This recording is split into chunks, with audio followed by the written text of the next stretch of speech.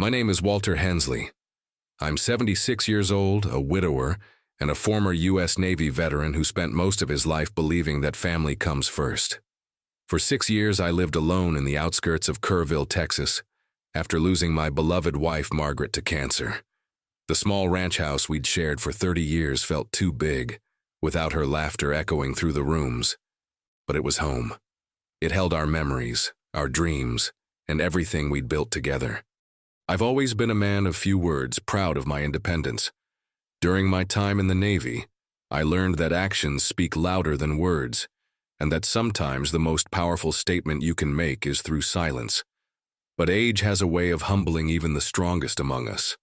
My arthritis made simple tasks like opening jars nearly impossible, and my balance wasn't what it used to be.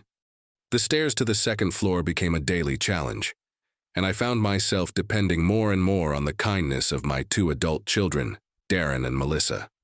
If you enjoy stories of cold-blooded revenge and gripping plot twists, like this video and subscribe to the channel now. There are brand new, unreleased stories here every day, each one more intense than the last. But kindness, I learned, was something my children had forgotten how to give. Darren, my 45-year-old son, worked as a regional sales manager for a medical equipment company in San Antonio. He made good money, drove a BMW, and lived in a gated community with his wife and teenage daughter. Melissa, my 42-year-old daughter, was a real estate agent in Austin, always dressed to impress and constantly talking about her latest commission. Both had inherited their mother's sharp mind, but somehow missed out on her compassionate heart. Since Margaret's passing, family dinners became obligations rather than celebrations. My children would visit on Christmas, Easter, and my birthday, always with an eye on their watches, always with somewhere more important to be.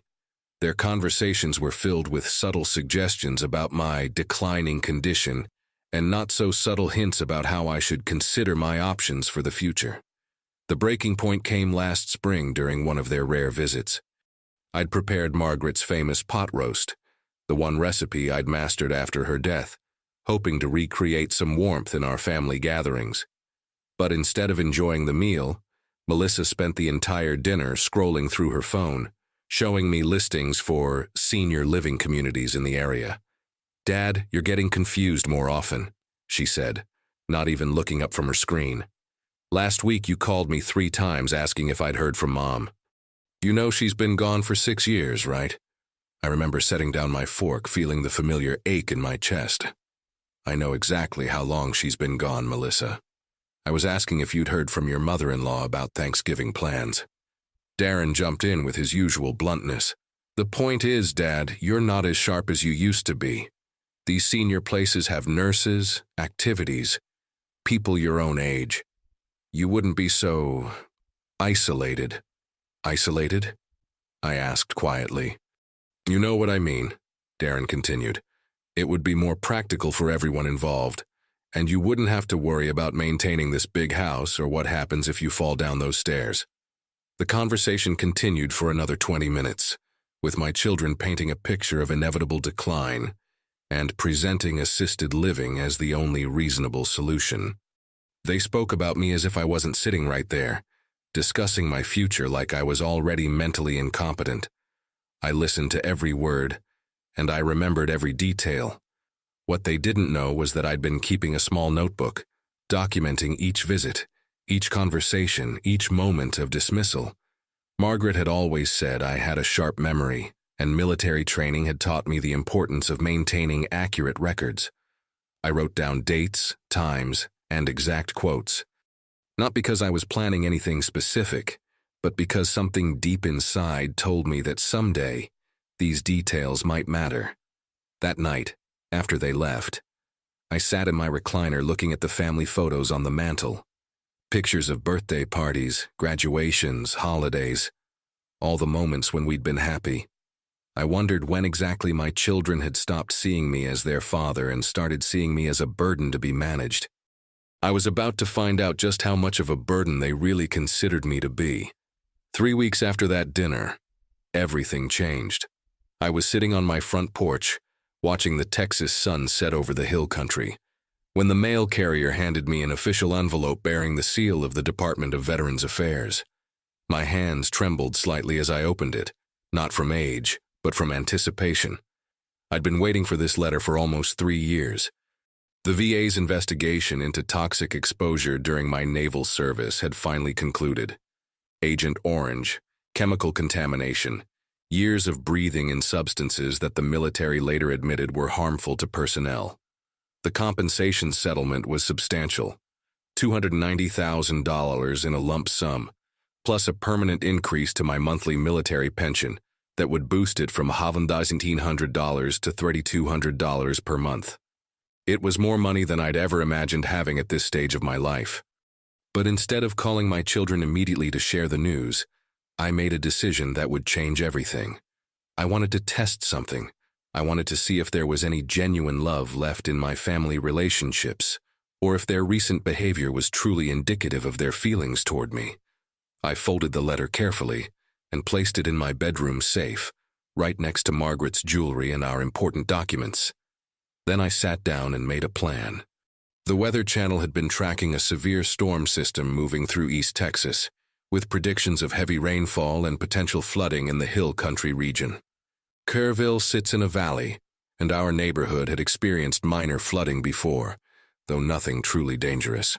But the meteorologists were calling this system unprecedented and potentially catastrophic. I picked up my phone and dialed Darren's number first. "Hey, Dad." "What's up?" His voice carried that familiar tone of mild irritation, as if my call was an interruption to something more important. "Son, I'm watching the weather reports, and they're predicting some serious flooding in our area over the next few days. You know how this old house sits near the creek bed? I'm feeling pretty weak lately, and I was wondering if maybe you or Melissa could come stay with me until this storm passes." There was a pause. I could hear the sound of his BMW's turn signal clicking in the background. "Dad, come on. You've lived in that house for 30 years. You know how these weather people exaggerate everything for ratings. It's just rain." "I know, but this one seems different." The County Emergency Management Office sent out a notice recommending that elderly residents in flood-prone areas consider staying with family or friends. I just thought, "Look, Dad, I've got a huge presentation tomorrow for a potential client.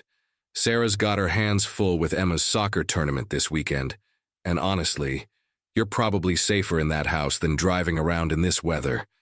If something serious happens, just call 911.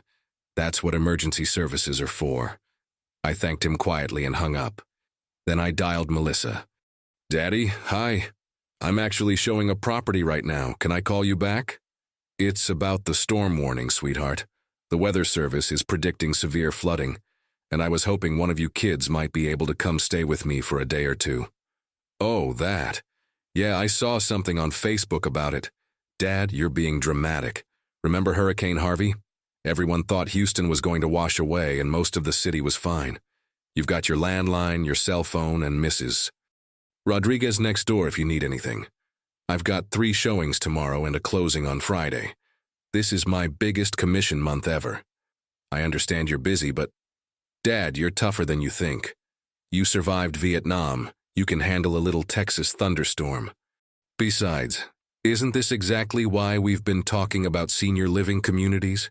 Places where there's always someone around in case of emergencies? After she hung up, I sat in my kitchen for a long time, listening to the growing wind outside. I made myself a cup of coffee and opened my notebook to a fresh page. At the top, I wrote, July 2025, Storm Warning Test. Below that, I documented both conversations word for word, including the times, dates, and my children's exact responses. Margaret's wedding ring sat on the kitchen counter where I'd placed it after her funeral, unable to put it away, but unable to keep wearing it. I picked it up and held it to the light, remembering the day I'd proposed to her in 1970, right before my first deployment. She'd waited for me through 2 tours of duty, supported me through the nightmares and the readjustment to civilian life, and stood by me through 43 years of marriage. "They're not the children we raised, are they, Maggie?" I whispered to the empty room. By the next morning, the storm had intensified beyond even the meteorologist's predictions. The creek behind my house, usually a gentle stream where Margaret used to feed the ducks, had swollen to a rushing river. The rain hammered against the windows with a violence I'd rarely seen, and the power had been flickering on and off since dawn. I tried calling both children again, but neither answered. I left voicemails explaining that the situation was deteriorating, and that I was genuinely concerned about the rising water levels. I mentioned that several neighbors had already evacuated to higher ground, and that the local news was now calling it a 500-year flood event. Neither called back. By afternoon, the water had reached my back porch. By evening, it was seeping under the back door. I moved what I could to the second floor and waited, hoping that my 40-year-old house would hold together long enough for the storm to pass. That's when I discovered just how wrong I'd been about everything. By midnight, the water on the first floor of my house was knee-deep and rising fast. I'd managed to move some essentials upstairs: medications, a few changes of clothes, some crackers, and bottled water. The electricity had gone out completely around 10 o'clock, leaving me with only a flashlight and the battery-powered radio Margaret had insisted we keep for emergencies. The radio crackled with emergency broadcasts. The National Weather Service had upgraded the situation to a flash flood emergency, and the Kerrville Fire Department was announcing that several neighborhoods, including mine, were now inaccessible to emergency vehicles. They were advising residents to move to the highest point in their homes and wait for rescue teams with boats. I tried my phone one more time, but there was no signal. The cell towers were apparently down. Even if I could reach my children now, I wondered if they would come. For 48 hours, I lived in my upstairs bedroom, watching the water rise to within 3 feet of the second floor. I rationed my crackers and water, used an old bucket as a makeshift toilet, and listened to the radio for updates. The worst part wasn't the physical discomfort. I'd endured far worse during my Navy days. The worst part was the silence from my family. On the second day, I heard voices outside, and the sound of something scraping against the house. I looked out my bedroom window and saw a small aluminum boat navigating the flooded street. At the oars was Eduardo Martinez, my 34-year-old neighbor who lived 3 houses down. Eduardo worked construction, sent most of his paycheck back to his family in Mexico, and had always been friendly despite our language barrier.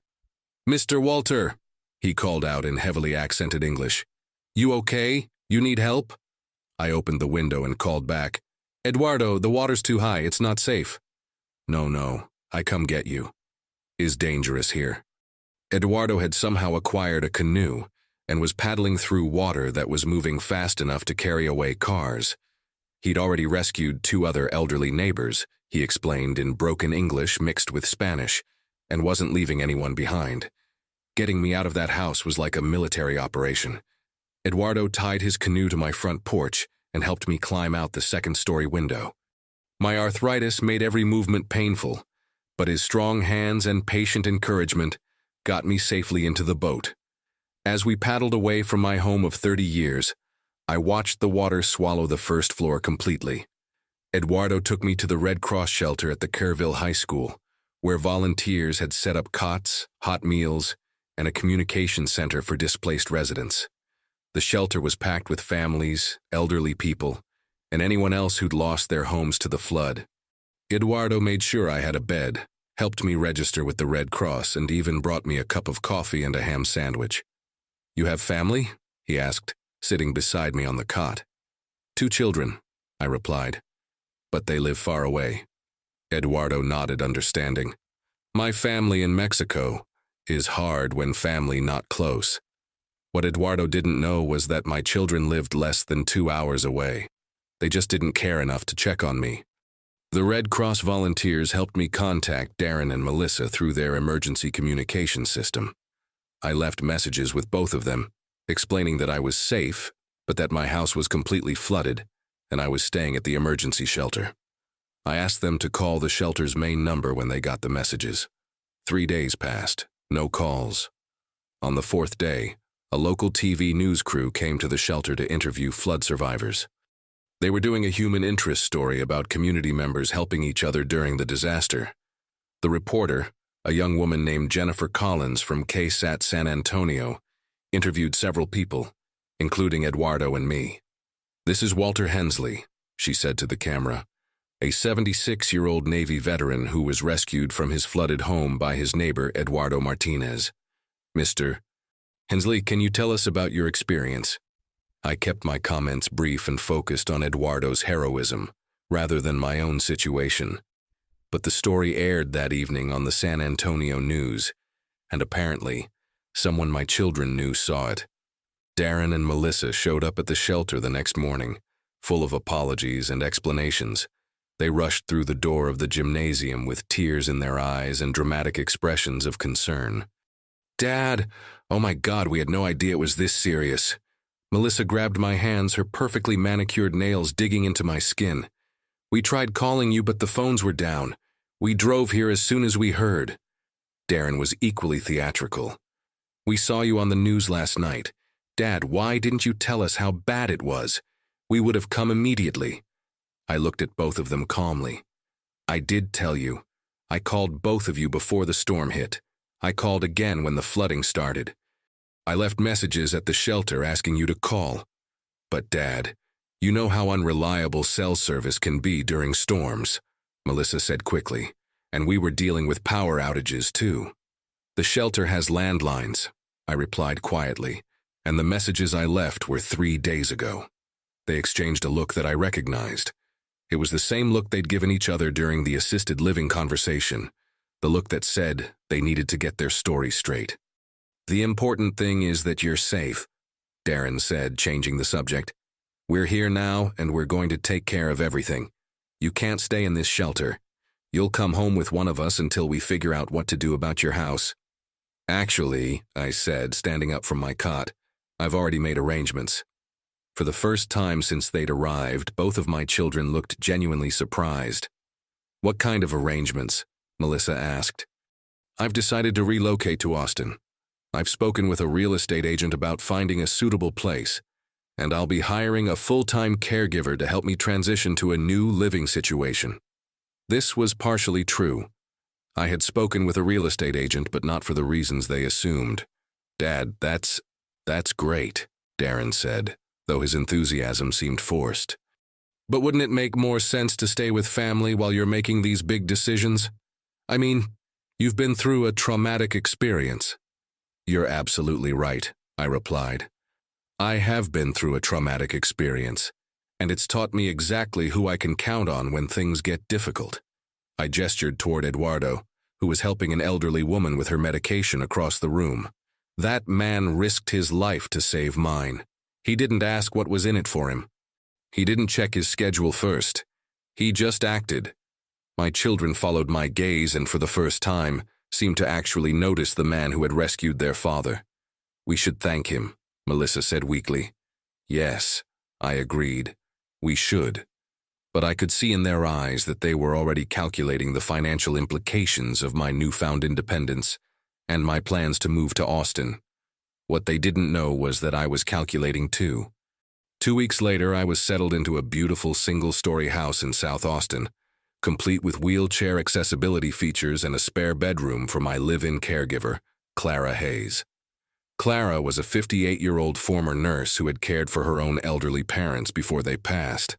She was kind, competent, and genuinely interested in my well-being rather than my bank account. My children had no idea about the VA settlement money. During those awkward conversations at the shelter, I'd mentioned hiring a caregiver and relocating, but I'd let them assume I was using my regular savings and pension. They seemed relieved that I was handling things myself and wouldn't be a financial burden on them. What they also didn't know was that I'd already contacted my attorney, Robert Williams, who had handled Margaret's estate. Robert was a straight-talking lawyer who'd served his own time in the Army, and he understood exactly what I wanted to accomplish. "Walter, you're absolutely certain about this?" Robert asked during our meeting in his downtown Austin office.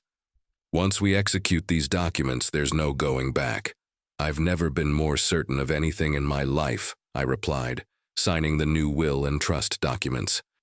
"Every decision I've made has been based on how my children actually behaved. not on what I hoped they would do. The new will was simple and clear. Darren and Melissa were completely removed as beneficiaries. Instead, my estate would be divided as follows: $100,000 to Eduardo Martinez and his family, with a note explaining that heroism deserves recognition. Another $100,000 to the Veterans Foundation of Texas for programs supporting elderly veterans. The remainder, including the house, would go to Clara Hayes, who had shown me more genuine care in 2 weeks than my children had in 6 years. I also set up a small trust fund to cover Eduardo's children's college tuition, managed by the same bank that handled my military pension. Robert assured me that everything was legally bulletproof and that my children would have no grounds to contest the will. "There's one more thing," I told Robert. "I want to make sure that Darren and Melissa understand why these decisions were made.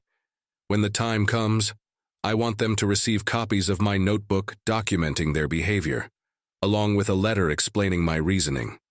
Robert nodded approvingly. Accountability is important. People should understand the consequences of their choices.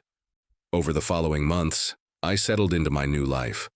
Clara and I developed a comfortable routine. She helped me with medications and physical therapy, drove me to medical appointments, and prepared meals that were both nutritious and delicious. More importantly, she treated me with dignity and respect, always asking for my preferences and including me in decisions about my daily life. I made new friends in the neighborhood, including other veterans and retirees who appreciated good conversation and shared experiences. I joined a book club at the local library and started volunteering at a food bank for senior citizens. For the first time in years, I felt genuinely useful and valued. My children called occasionally, usually when they needed something or wanted to check on my living situation. I kept our conversations brief and polite, sharing general updates about my health and activities, but never mentioning the VA settlement or the details of my new estate planning. During one of these calls, Melissa casually mentioned that she'd been researching reverse mortgages and wondering if I'd considered that option to help with my living expenses. Darren, during a separate conversation, suggested that I might want to consolidate my assets to make things easier for when the time comes. Both conversations went directly into my notebook, with dates and direct quotes. The real test came about 8 months after the flood, when I had what appeared to be a minor heart episode. Clara immediately called 911, and I was taken to St. David's Medical Center in Austin for observation. The doctors determined it was just a reaction to a new medication and nothing serious, but I was kept overnight as a precaution. I specifically asked Clara not to contact my children, explaining that I didn't want to worry them over something minor. But somehow, word got out through the hospital's patient information system, and both Darren and Melissa showed up the next day. "Dad, we came as soon as we heard," Melissa said, bursting into my room with flowers and a concerned expression. "How are you feeling? What did the doctors say?" "They said it was nothing serious," I replied calmly. "Just a medication adjustment. I'll be going home this afternoon." "That's such a relief," Darren said. "But Dad, this is exactly what we've been worried about. What if this had been serious? What if Clara hadn't been there?" "But she was there," I pointed out. "She handled the situation perfectly." "Still, it makes you think about the future, doesn't it?" Melissa said, sitting on the edge of my bed. About making sure all your affairs are in order? About who you can really count on when things get difficult?" I looked at both of them, really looked at them, and saw the same calculating expressions they'd worn during the assisted living conversation a year earlier. They weren't here because they were worried about my health. They were here because they were worried about their inheritance. "You're absolutely right," I said quietly. "It does make you think about who you can really count on." 3 months later, I peacefully passed away in my sleep at the age of 77. Clara found me the next morning, and according to my wishes, I was cremated with a simple memorial service for my friends and neighbors. Eduardo spoke beautifully about the importance of helping others, and Clara shared stories about our daily conversations and the wisdom I'd gained from my military service. Darren and Melissa, of course, attended the service and played the part of grieving children perfectly. They spoke to the gathered friends about their beloved father and how much they would miss him. They had no idea what was coming. The reading of the will took place the following week in Robert Williams' office. I had specifically requested that my children be present, along with Clara and Eduardo. The expressions on Darren and Melissa's faces when Robert read the actual bequests were everything I had hoped for. "This can't be right," Melissa said, her voice rising. "There must be some mistake." "There's no mistake," Robert replied calmly. "Your father was very clear about his intentions. He also left these for you." Robert handed each of them a copy of my notebook, along with a letter I'd written explaining my decisions. The letter was brief but comprehensive.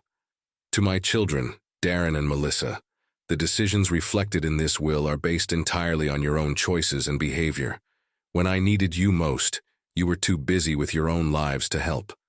When I asked for basic companionship and support, you suggested I pay strangers to provide what family should freely give. When I was in genuine danger, you ignored my calls for help. Eduardo Martinez, a man who barely knew me, risked his life to save mine. Clara Hayes, who had no obligation to me beyond a professional relationship, treated me with more dignity and respect than my own children showed me in 6 years. I am not punishing you.